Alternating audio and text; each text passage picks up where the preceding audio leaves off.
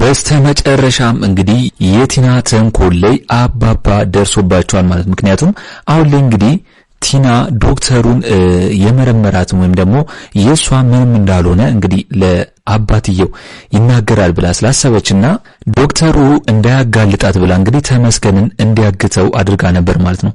ስለዚህ ቱቴን እንግዲህ ቤተክርስቲያን ውሰጂን በማለት አውቃ ቱቴንም እንደምታስፈራራ ይታወቃል። የሷን እህትና የት ልጅ ስለምታውቅ የሆነ ነገር ጎዳብሻለሁ ማለት ቱቴን በማስፈራራት ነው እንግዲህ ቤተክርስቲያን ይዘሽኝ ሂጂ ብላት ይወጣችሁ ማለት ነው በጠዋቱ።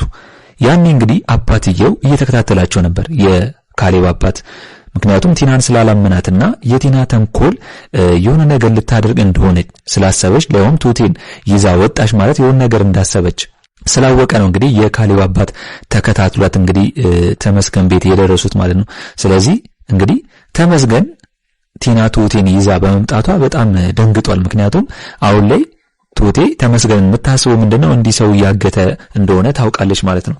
ስለዚህ መቼም ቢሆን ተመስገንን አትወደውም አታፈቅረውም። ከዚህ በኋላ ድሮም አታፈቅረውም። አሁን ደግሞ የዋሰ ይሄን ነገር አየችበት። ነገር ግን የካሌብ አባት እንግዲህ ሽጉጡን መዞ እንዳትንቀሳቀሱ ብሎ እንግዲህ አስደንግጧቸዋል ማለት ነው።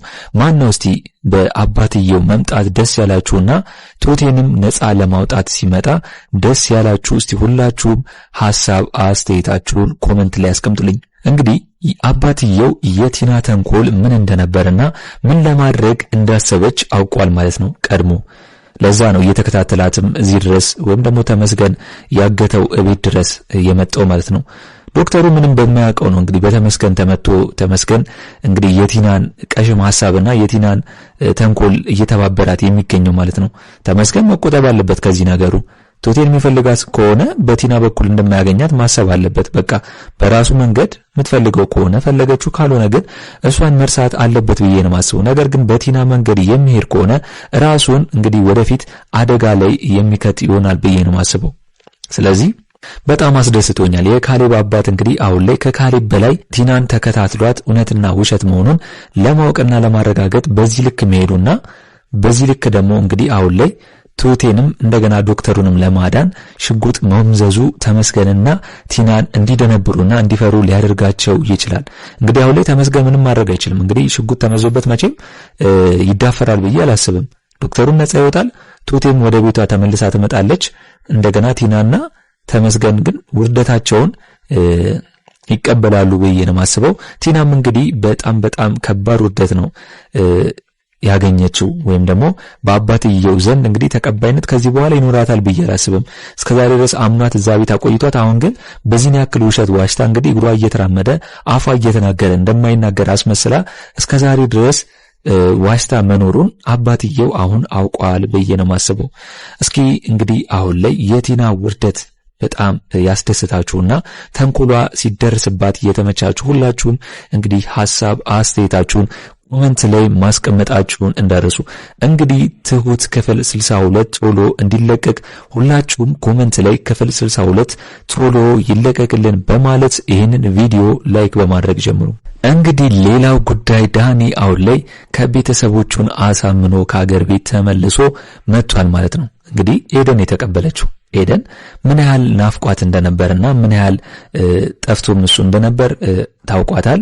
ዳኒም እንግዲህ በጣም ነው ኤደን የናፈቀችው። ምክንያቱም ይሄንን ነገር ወይም ደግሞ ፕሮሰሱን የጋብቻቸውን ሽማግሌ መላኩን ያፈጠነውና ከቤተሰቦቹ ጋር እያወራ ስለነበር ነው እንግዲህ የቆየው ያላት። እንግዲህ ዳኒ በመመለሱ በጣም ደስ ብሎናል። ምክንያቱም የድራማውም እንግዲህ አንድ አካል ስለሆነና እንግዲህ አሁን ላይ በመመለሱ እንደ ቲና ባለመሆኑ ቲና እንግዲህ አሁን ላይ ከዳኒ መማር አለባት ብዬ ነው ማስበው። ምክንያቱም አሁን ላይ ዳኒ ከቲና ተንኮልና ክፉ ሐሳብ ትቶ አቁሞ ራሱ አሁን ላይ ተመልሶ እንግዲህ አባትየው አስተምሮት አሁን ላይ ኤደንን ለማግባት ሽርጉድ እያለ ነው የሚገኘው ማለት ነው። ነገር ግን እንግዲህ ኤደን በዳኒ ላይ ያየችው የፊት ለውጥ አለ። ምክንያቱም ምን ሆኖ ነው ብላ አስባለች። እሷ ቶሎ ወደ ጋብቻው ስታስብ እሱ ግን የሆነ ቅር ያለው ነገር እንዳለ ይታወቃል።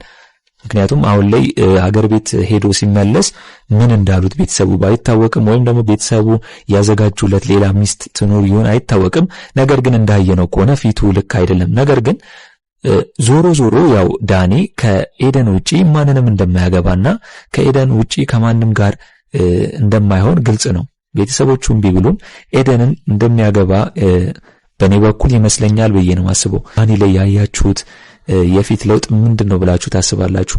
ዳኒ እንግዲህ ከቱቴ ጋርም በጣም ደስ ብሏቸዋል። አባትየውም እንግዲህ ዳኒ በመምጣቱና በመመለሱ ደስ ብሎታል። ምክንያቱም ተናፍቆ ነበር። ያው ዳኒ ከሌለ ቤቱ ጭር እንደሚልና ዳኒ ካለ ደግሞ እዛ ቤት ጨዋታ፣ ሳቅ፣ ጨዋታ እንዳለ ስለሚታወቅ የካሌብ አባት እንግዲህ ዳኒን በመምጣቱ በጣም ደስ ብሎት እንግዲህ እንዲገባ ቤቱ እንዲሆን ጠይቆታል ማለት ነው። ዳኒ አሁን ላይ ቲናን ሳያት በመኪና መገጨቷን ሲሰማ በጣም አዝኗል። ምክንያቱም አሁን ላይ ዳኒ ያሰበው ምንድነው እኔን ስታየኝ ቢያንስ ታወራና ትናገር ነበር ወይ ትነሳ ነበር ብሎ ነው የሚያስበው። ቲና አሁን ላይ ከዛ በላይ ወይም ደግሞ ከድሮ በላይ ጨካኝ እንደሆነች አላወቀም። ምክንያቱም አሁን ላይ ዳኒ እያለው ያለው ነገር ምንድነው ቲና አሁን ላይ እውነትም ታማለች ብሎ ነው እያሰበ ያለው። ለኤደንም የነገራት ይሄን ነው እንጂ ቲና አሁን ላይ እየተጫወተችና ሙድ እየያዘች እንደሆነ አላወቀም። በምን መልኩ ራሱ ቲና ከዛ ቤት ወጥታ ወይም ደግሞ ተባራ በምን መልኩ ድራማ ሰርታ እንደተመለሰች እሱ ስለማያውቅ ያው መኪና ተገጭታ ነው ሲባል እውነት ነው የመሰለው። ስለዚህ በጣም አዝኗል ለቲና ማለት ነው። ነገር ግን ኤደን በቲና ፊት ዳኒን እያናገረችው ያለው ነገር ምንድነው? ቲና እንድትናደድና እንድትበሳጭ ሰርጉ ወዲያው አሁን ላይ እንደሚሆንና ጋብቻቸውን በቅርብ ጊዜ ሊያደርጉ እንደሆነ ነው እንግዲህ ቲና እየሰማች። ቲና ብሽቅ ነው ያለችው። ምክንያቱም ዳኒን ስለምትወደው ስለምትፈልገው፣ ያው ከኤደን ጋር ሲሆን ደስ ስለማይላት እንግዲህ በጣም አብሽቃታለች ማለት ነው ኤደን። እንዳየነው ከሆነ የካሌብ አባት ቲናን ተጠራጥሮ ዶክተር ጠርቶ እንዳስመረመራት ይታወቃል። ዶክተሩ አባትየውን አንድ እንዲወጣለትና ለመመርመር እንዲመቸው ቢጠይቀውም ነገር ግን አባትየው የቲናን ተንኮልና እውነት እንደሆነና እውነት እንዳልሆነ ለማየት እዛው ቆሞ ነበር። ነገር ግን ዶክተሩ እንግዲህ ቲናን መርምሯት አባትየውን ከቲና በኋላ ውጭ ሆነው አናግሯታል ማለት ነው። አናግሮታል ሁሉም ነገር እንግዲህ ቲና ፌክ እንደሆነችና እያታለለች እንደሆነ እንግዲህ ዶክተሩ ለአባትየው ውጪ ከወጡ በኋላ ነግሮት ይሆናል ብዬ ነው ማስበው። ምክንያቱም ይህን ነገር ከነገረው በኋላ ነው እንግዲህ እንደወጣ ለተመስገን ቲና ደውላለት ያንን ዶክተር እንዲያግተው ያደረገችው ማለት ነው። ስለዚህ ያ ነገሯና ያ ያታለለችው ነገር እንዳይታወቅባትና እንዳይሰማባት ስለፈለገች ማለት ነው። ስለዚህ ዶክተሩን ተመስገን አግቶ ቲና እስከምትመጣ ነው የሚጠብቀው። ምክንያቱም ቲና የምትፈልገውን ነገር እንድትነግረውና ዶክተሩ ደግሞ ቲናን የምትፈልገውን ነገር እንዲያደርግላት ነው የጠበቀው ማለት ነው። እንግዲህ ዶክተሩ ለማምለጥ ተመስገንን መጥቶት ሊያመልጥ ቢልም ነገር ግን ተመስገን እንደ ዶክተሩ አይደለም እንግዲህ እንደገላት ታስገድደኝ ብሎት ነው ያስፈራራው ማለት ነው። ስለዚህ እንግዲህ አሁን ላይ እኔ የማውቀው ነገር ቢኖር ምንድነው ዶክተሩ ለአባትየው ለካሌብ አባት የሆነ ነገር ለቲና ስለ ቲና ባይነግረው ኖሮ ቱቴን እንግዲህ አብሯት ሄዶ ቱቴ ክላስ ወይም ደግሞ ኩሽና ሁሉን ነገር አይነግራትም ነበር ወይም ደግሞ አያወራትም ነበር። ምክንያቱም ቱቴ እንዳየነው ከሆነ የእህቷን ፎቶና ልጇን ፎቶ የእህቷን ልጅ ፎቶ እያየች እንዴት እንደተገረመችና እንዴት እንዳዘነች ይታወቃል። ምክንያቱም በዛ ፎቶ ነው እያስፈራራት ያለው ተመስገንም እንደገና ቲና ማለት ነው። ተመስገን ያንን ሚስጥር ለቲና ነግሯት።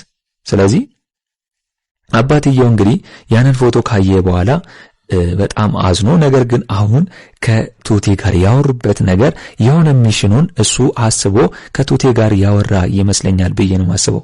ምክንያቱም አንዴ ላወራሽ ፈልጋለሁ ብሎ ከቱቴ ጋር ያወራት ሚስጥር ምን ሊሆን ብላችሁ ነው የምታስቡት? ይህንን ነገርስ ቱቴ ቲናን እዛ ቤት ለመጥረግ አውቃ ገብታ አባትየው ቱቴን እንዲከታተላት ያደረገውስ ነገር ምንድነው ብላችሁ ታስባላችሁ? እንግዲህ ቲና ከመጀመሩ ነው ቤተክርስቲያን መሄድ ያሰበችው ወይም ደግሞ ቤተክርስቲያን ነው መሄድ ያለችው። እንግዲህ ዳኒ ገርሞታል፣ ኤደንም ገርሟታል። ቲና እውነት ቤተክርስቲያን ልትሄድ ነው? በዚህ ሐሳቧ ተንኮሏና መጥፎ ሐሳቧ እንዴት ነው ቤተክርስቲያን ልትሄድ መስለው? እሷ መቼም እንደማታስብ ያውቃሉ። ምክንያቱም የቲናን ባህሪና የቲናን ተንኮል ስለሚያውቁ ማለት ነው። እና ዳኒና ኤደን ገርሟቸዋል። አባትየው ግን እውነት ቲና ቤተክርስቲያን ልትሄድ ነው ብሎ ጠርጥሯል ማለት ነው። ለዛም ነው እንግዲህ ቱቴ ቲናን ወደ ቤተክርስቲያን ሊሄድ ነው ብላ ለወስዳት ነው ብላ ሲወጡ አባትየው ቀስ ብሎ እየተከታተላቸው ማለት ነው። ቲና ያልዋለነችው ነገር ምንድነው? አባትየው ይከታተለኛል ወይስ አይከታተለኝም ብላ ስላላሰበች እንግዲህ አምናው ነበር ወይም ደግሞ ማንም የለም ብላ ነበር። ቱቴንም ደግሞ ያሳመነቻት እንግዲህ ያው በእህቷ ልጅ ምክንያት ነው የሆነ ነገር አረግብሻለሁ ብላ ስለምታስፈራራት ነው።